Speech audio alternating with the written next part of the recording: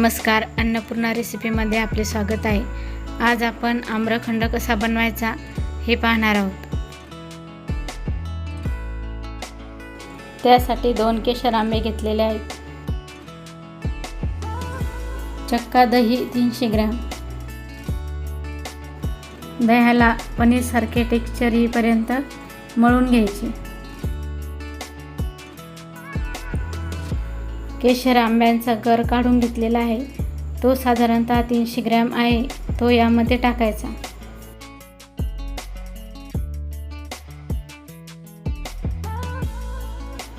त्यानंतर यामध्ये 150 ग्रॅम पिठी साखर टाकायची आहे। त्यानंतर यामध्ये छोटा अर्धा चमचा विलायची पावडर टाकायची आहे। आता व्हिस्करच्या सहाय्याने छान व्यवस्थित मिक्स करून घ्यायचे। यामध्ये कुठल्याही प्रकारचे लम्स राहिले नाही पाहिजेत, या प्रकारे मिक्स करायचे। तुमच्याकडे इलेक्ट्रिक बीटर असेल तर तुम्ही त्याचा वापर करू शकता।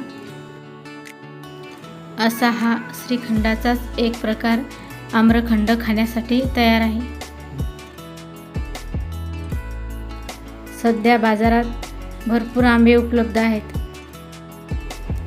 तेव्हा माझ्या पद्धतीने ही रेसिपी करून पहा आणि कमेंटमध्ये मला कळवा। आता या आम्रखंडाला काजू बदामने गार्निश करूया।